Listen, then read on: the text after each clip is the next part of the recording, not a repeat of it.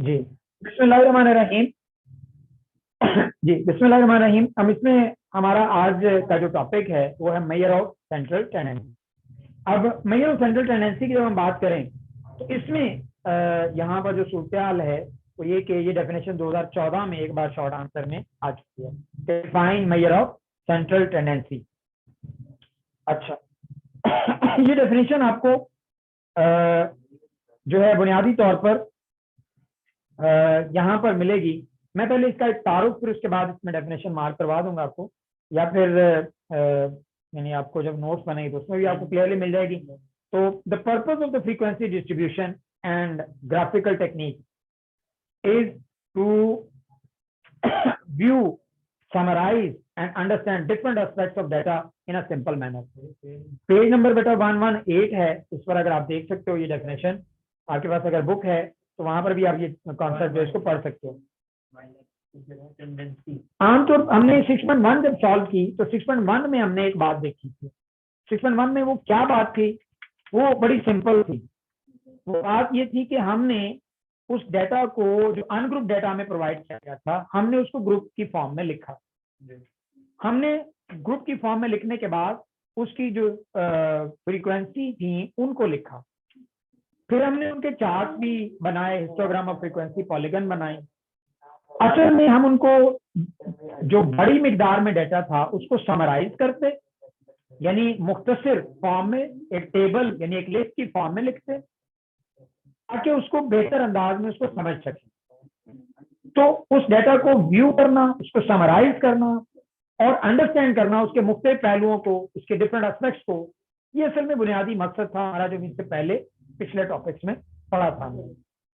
लेकिन हम एक और वैल्यू में इंटरेस्टेड होते हैं और वो आमतौर पर हमें रोजमर्रा जिंदगी में बीइंग अ स्टूडेंट और टीचर हमारा इनसे वास्ता पड़ता है, वो होती है रिप्रेजेंटेटिव वैल्यू। मैं अगर इसकी बात करूं तो आपको आमतौर पर आपसे पूछा जाता है, हाँ जी आपका रिजल्ट क्या रहा, तो आप उसके जवाब में पता क्या कहते हैं, आप एक रिप्रेजेंटेटिव वैल्यू बताते हैं कि जी मेरा रिजल्ट जो है 75% था, मेरा 80% था, मेरा 90% था, 95% था, 98% था। Mean you are telling that person an average value, the percentage. तो आप उनको एक मीन वैल्यू बताते हैं, एवरेज बताते हैं, जो कि एक रिप्रेजेंटेटिव वैल्यू होती है, नुमाइंदा वैल्यू होती है आपके उस रिजल्ट की। तो डेटा जो है, जो भी आप स्टडी कर रहे होते हैं, यानी आप अपना 8 सब्जेक्ट है उनके पेपर थे, उनका रिजल्ट आपके पास आया, तो आपने उनकी एक रिप्रेजेंटेटिव वैल्यू उनको बताई। तो इन अदर वर्ड्स असल में देखा जाए तो जो गिवन डाटा है उसकी जो स्पेसिफिक वैल्यू, जो वेरिएबल की जो स्पेसिफिक वैल्यू है, जो कि उस तमाम जो ऑब्जर्वेशन है उनके एक सेंट्रल वैल्यू जो कंसंट्रेट कर रही है उसे एक नुक्ते पर, एक पॉइंट पर, वो आप उन्हें बताया करते हैं। तो यहां पर हम इस बात को समझ सकते हैं आपके इस पैराग्राफ में पेज 118 पर, यहां से आप इसको मार्क कर सकते हैं डेफिनेशन के हवाले से कि the representative value which shows, यानी यहाँ पर लिखो दिस रिप्रेजेंटेटिव, तो मैं इसको कर लेता हूँ, the representative value which show the tendency और behaviour of the distribution of the variable under study. यानी वो वेरिएबल जिसको आप किसी गिवन डाटा में स्टडी कर रहे हैं, उसका वो बिहेवियर, वो उस डिस्ट्रीब्यूशन के इर्द वो कैसे है, वो आप जब स्टडी करते हैं तो दिस इज कॉल्ड एवरेज और सेंट्रल वैल्यू।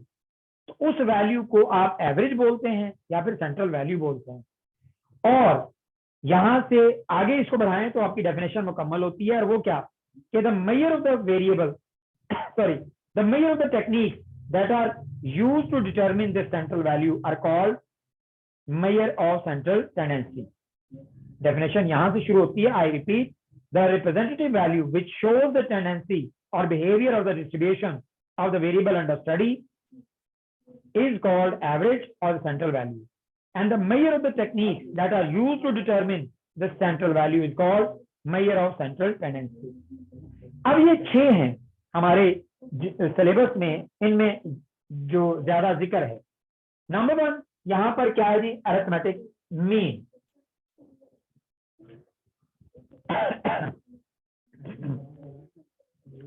अरिथमेटिक मीन, दूसरी वैल्यू जो है, दूसरी जो central tendency, measure of central tendency है, वो हमारी आएगी मीडियन। तीसरी वैल्यू जो हम इसमें स्टडी करेंगे, तीसरा जो मेथोडोलॉजी हम स्टडी करेंगे वो है मॉड। नंबर 4 जो हमने स्टडी करना है वो है ज्योमेट्रिक मीन।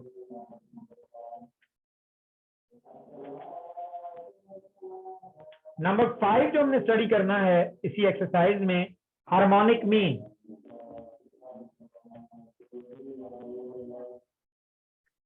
और number 6 is just a little touch in example. Exercise में सवाल नहीं है, और वो क्या है, quartile. all these all these 6 are measures of central tendency. In all of these we find a central value.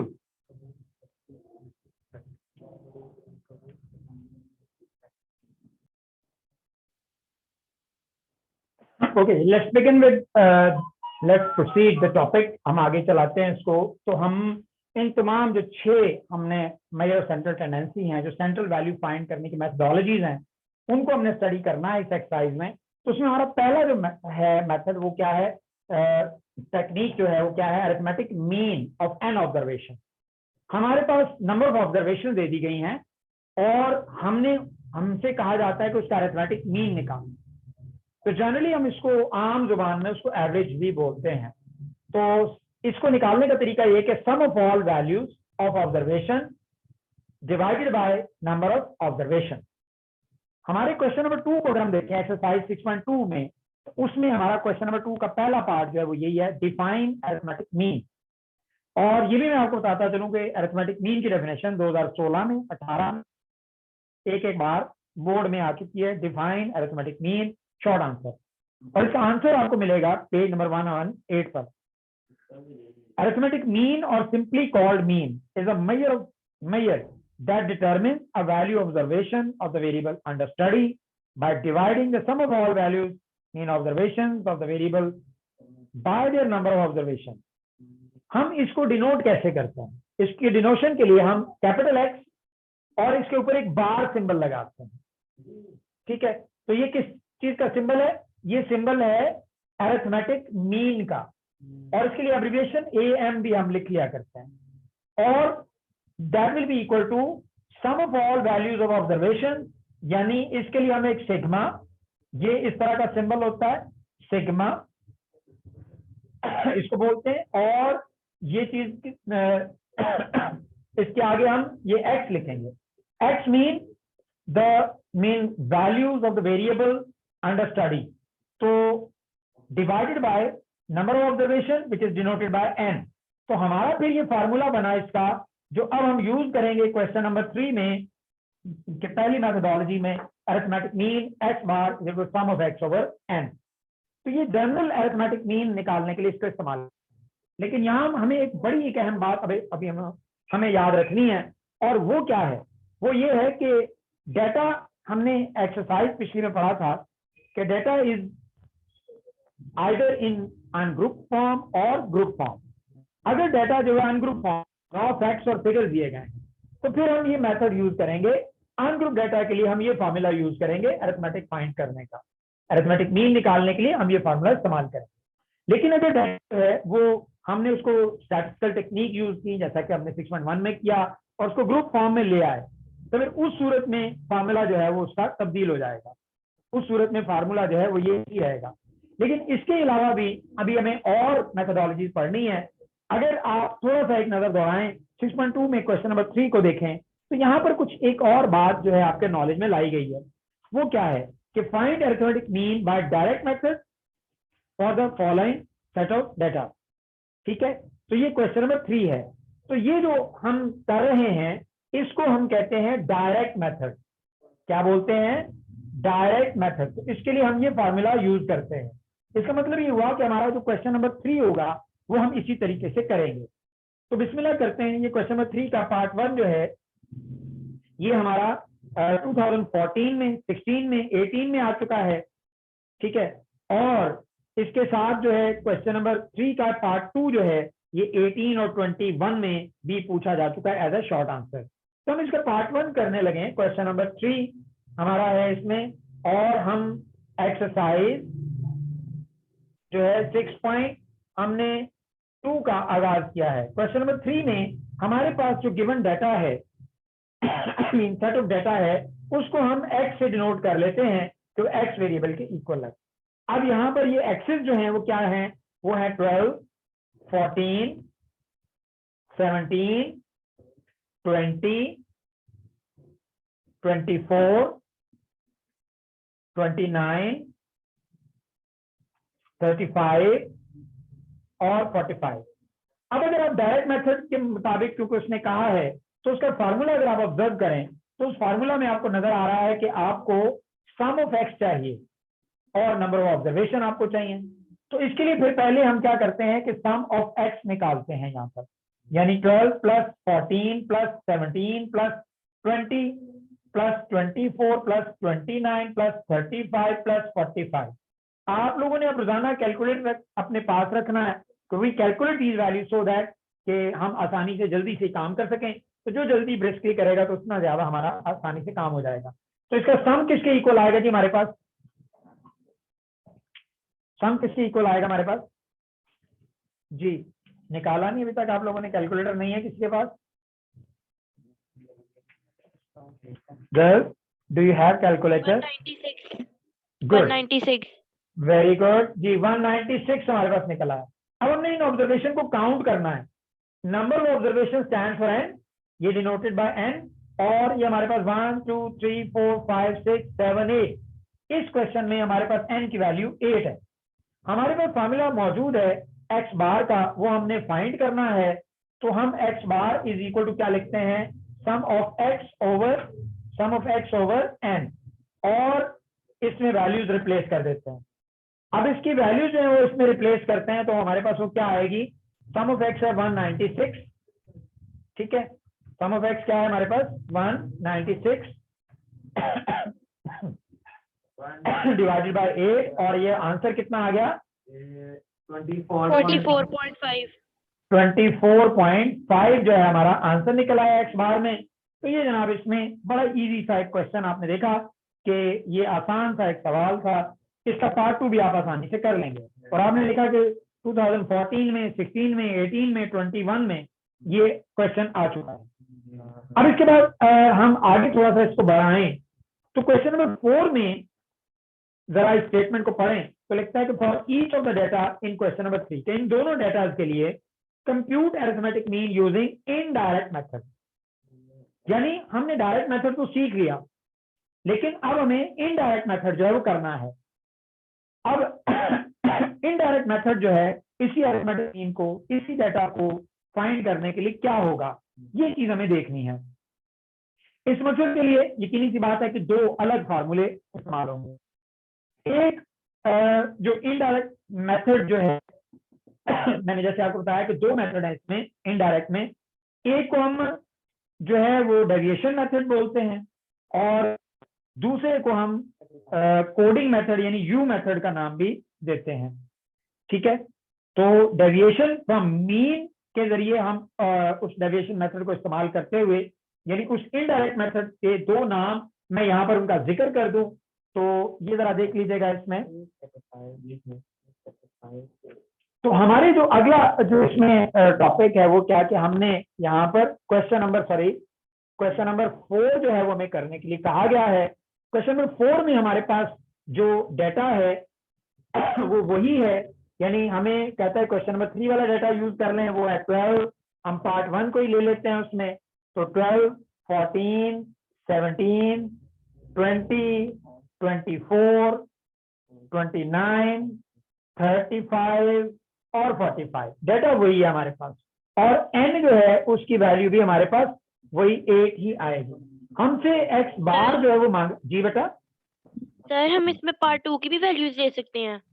नहीं, आप पार्ट 2 मैं आपके लिए छोड़ रहा हूँ कि वह आप लोग कीजिएगा। आपको ये यानी आपने दोनों पार्ट करना है, तीनों मेथड से। अच्छा चलिए ठीक है सर। तो हमें x बार फाइंड करने के लिए कहा गया है, लेकिन मेथड जो कहे गए हैं वो कहता है कि करें किससे, इनडायरेक्ट मेथड से। अब इनडायरेक्ट मेथड जो हैं वो 2 हैं, वो कौन कौन से हैं, नंबर 1 है इसमें जिसे हम कहते हैं शॉर्टकट मेथड। मैंने आपको इसके लिए आसान और आम फहम में बताया था कि ये जो शॉर्टकट मेथड है ये असल में हकीकत में ये चीज क्या है, ये असल में डेविएशन मेथड भी कहलाता है, डेविएशन फ्रॉम मीन। यानी इसमें हम ये डेविएशन निकालते हैं, डेविएशन फ्रॉम मीन हम ये फाइंड करते हैं और इसकी मदद से इसको सॉल्व करते हैं। जो दूसरा मेथड है वो हमारा है कोडिंग मेथड। वो कौन सा मेथड है? Coding method. और कोडिंग मेथड जो है ये असल में इसको हम आसानी से समझने के लिए यू मेथड का नाम भी दे दिया करते हैं ताकि हमें याद रहे। तो एक deviation method, you method, shortcut को हम डेविएशन के बोलते हैं, कोडिंग को हम यू मेथड बोल देते हैं। तो जनाब ये चीज इसमें ये सूरत हाल है कि इसको हम इस्तेमाल करेंगे। अब इनके लिए फार्मूले कौन से हैं?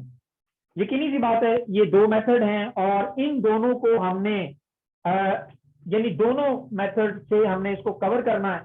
लेकिन एक अहम बात ये है कि ये जो गिवन डाटा है इसमें एक वैल्यू जो है वो मिसिंग है, जिसकी वजह से हम कोडिंग मेथड इस पर अप्लाई नहीं कर सकते, ठीक है। लेकिन शॉर्टकट फार्मूला जो है वो हम इस्तेमाल कर सकते हैं। अब वो शॉर्टकट फार्मूला जो है वो क्या है? वो इसके लिए फार्मूला यूज होता है x bar is equal to a plus sum of d over n। ये वो फार्मूला है जो यहां पर जिसे हम जो है वो शॉर्टकट फार्मूला का नाम देते हैं, ठीक है। यानी x bar is equal to a plus sum of d over n। अच्छा, इसमें x बार फाइंड करने के लिए n तो हमारे पास है, n हमारे पास है, लेकिन ना तो सम ऑफ d है और ना ही हमें a का पता है कि ये क्या है। तो यहां पर आपको वाज़ेह करता चलूं कि a जो है इससे मुराद क्या है? Assumed mean. हम अपनी तरफ से एक फर्ज कर लेंगे, यानी एक फर्जी एवरेज, एक फर्ज किया हुआ जो है वो हमने एवरेज जो है वो अपने पास से लिखना है। उसको हम क्या कॉल करते हैं? a। यानी इस गिवन डाटा में हम कोई सी भी एक वैल्यू ले लें तो उसको हम a बोलेंगे। x दिया हुआ है, n दिया हुआ है, x बार हमने फाइंड करना है, फार्मूला हमारे सामने मौजूद है और हमने अब इसको सॉल्व करना है। इस तरीके से सॉल्व करने के लिए हमें डाटा को वर्टिकल फॉर्म में लिखना होता है। इस मेथड को अप्लाई करने के लिए हम इसे वर्टिकल फॉर्म में लिखते हैं। तो सबसे पहले मैं इस गिवन डाटा को x लिखूंगा और इसके नीचे मैं ये सारी वैल्यूज यहां पर कॉपी करूंगा, ठीक है। आपको नजर सही आ रहा है जी? जी सर। ओके, x की वैल्यू 12 है, फिर 14 है, फिर 17 है, फिर उसके बाद 20 है, फिर उसके बाद हमारी वैल्यू जो है 24 है, फिर उसके बाद 29 है, फिर उसके बाद 35 है और 45 है। तो all we have these values. x की वैल्यूज हमारे पास आ गई। हमने एक टेबल फॉर्म करना है जिसमें पहला कॉलम जो हमने मुकम्मल कर लिया है, पहला कॉलम हमारा मुकम्मल हो गया है। अब दूसरे कॉलम में हमने जो है वो ये d निकालेंगे तो उसका सम निकल सकेगा। तो d की वैल्यू यानी डेविएशन हमारे पास नहीं है। डेविएशन किसके इक्वल होती है? डेविएशन जो है वो एक्चुअली इक्वल होती है x माइनस a के। ये इसका फार्मूला है, वो हम यहां इस कॉलम में निकालेंगे। और यकीनी सी बात है कि इसके लिए हमें पहले एज्यूम मीन जो है वो लेना होगा। वो हमारा क्या होगा? वो a हम इसमें लेट कर लेते हैं इस गिवन डाटा में। फर्ज करें यहां पर लिख लें आप इसको 24, हम इसको क्या ले लेते हैं? 24 ले लेते हैं। यानी ये वो वैल्यू है जो हमने दरमियान वाली वैल्यू को एक लेट कर ली कि ये जो है मीन है, एज्यूम मीन है। अच्छा, ये जरूरी जी जी सर लेकिन कि जो हमने ज्यूम किया है ये हमने गिवन डाटा में से ही करना है या हम अपनी तरफ से भी कोई भी वैल्यू गिवन डाटा में से? बेहतर ये कि गिवन डाटा में से करें, अदरवाइज 12 से लेकर 45 है, इसमें से आप कोई सी भी वैल्यू ले सकते हो। लेकिन बेहतर ये है कि आप इसी गिवन डाटा के अंदर से ले लो तो वो आपकी कैलकुलेशन आसान हो जाएगी जी। तो हम इसमें 20 भी ले सकते हैं, 14 भी ले सकते हैं, 35 भी ले सकते हैं, कोई वैल्यू ले सकते हैं, right. Answer will not very in that case. अच्छा जी, हमने 24 लिया तो जैसा कि हम देख रहे हैं इसमें कि x की वैल्यू हमारे पास यहाँ पर x जो है वो क्या है, पहली वैल्यू 12 है, तो 12 में से हम ये इस माइनस करेंगे a की वैल्यू जो कि 24 है, तो हमारे पास आंसर आ गया -12। फिर हमने 14 में से -24 करना है, ये -10 आ गया।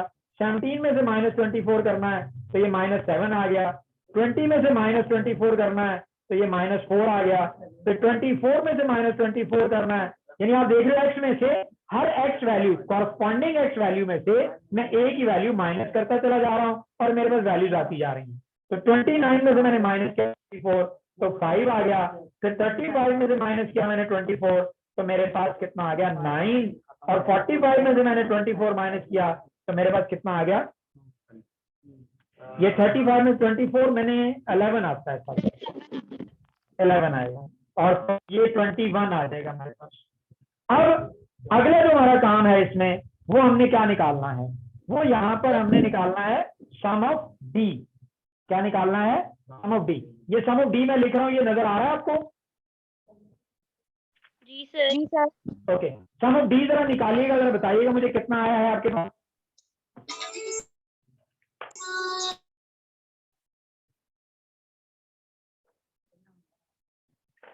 जी कितना है?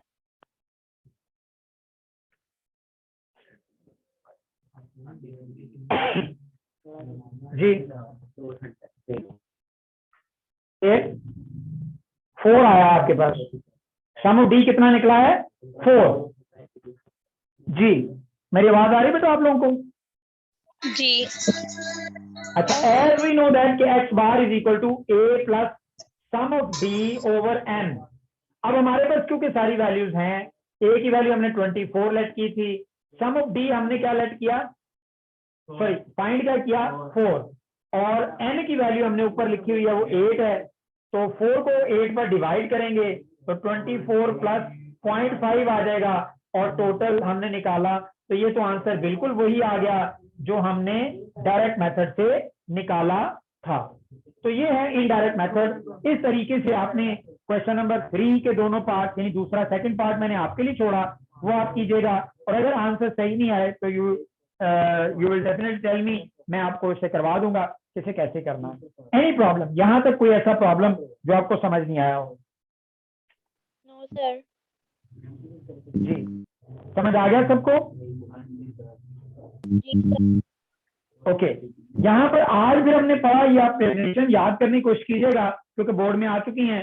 एक सेंट्रल वैल्यू और एवरेज की, मेजर सेंट्रल टेंडेंसी की, अरिथमेटिक मीन की डेफिनेशन आपने लर्न की है वो, और ये आपने मैंने आपके सामने 2 फार्मूले लिखे हैं, एक डायरेक्ट मेथड का यानी x bar is equal to sum of x over n, और दूसरा shortcut formula x bar is equal to a plus sum of d over n। अभी हम तीसरा फार्मूला भी इसमें याद कर लेते हैं, लेकिन जैसे मैंने बताया था कि गिवन डाटा में ये इस्तेमाल नहीं होता, तो मैं आपके लिए एक एग्जांपल जरूर करूंगा उस मकसद के लिए कि आप इसको समझ सकें कि वो चीज क्या है।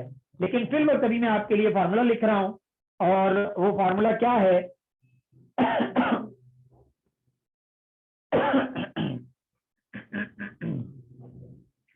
जी, तो उसमें हम जब बात करेंगे कोडिंग मेथड की, यानी ये यू मेथड के लिए फार्मूला होगा x bar is equal to a plus sum of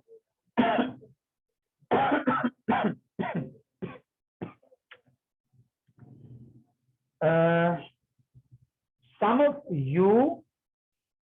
of u over n multiply h। तो ये वो फार्मूला है कि जो हम इस मकसद के लिए इसको इस्तेमाल करेंगे। ठीक है, तो ये हमने फार्मूला इस्तेमाल करना है इस काम के लिए। आई होप सो कि आप ये फार्मूला याद कर लीजिएगा, तो इंशाल्लाह जब एग्जाम्पल करेंगे तो आपका क्लियर हो जाएगा। आज के लिए इतना ही है इसमें, आई होप कि इसमें समझ आ गई है और आज कोई प्रॉब्लम नहीं हुई। आज हमने क्वेश्चन नंबर 1 कर लिया है, क्वेश्चन नंबर 2 की एक डेफिनेशन कर ली है, और साथ ही साथ हमने आगे जो मजीद किया है वो क्वेश्चन नंबर 3 है और 4 है, उसका एक एक पार्ट मैंने आपको करवा दिया और बाकी एक एक पार्ट जो अभी बाकी है। तो दैट इज फॉर यू, आप लोग इसको कीजिएगा और अगर कोई प्रॉब्लम हुई तो आप मुझे बताएंगे तो इंशाल्लाह I will clear that point.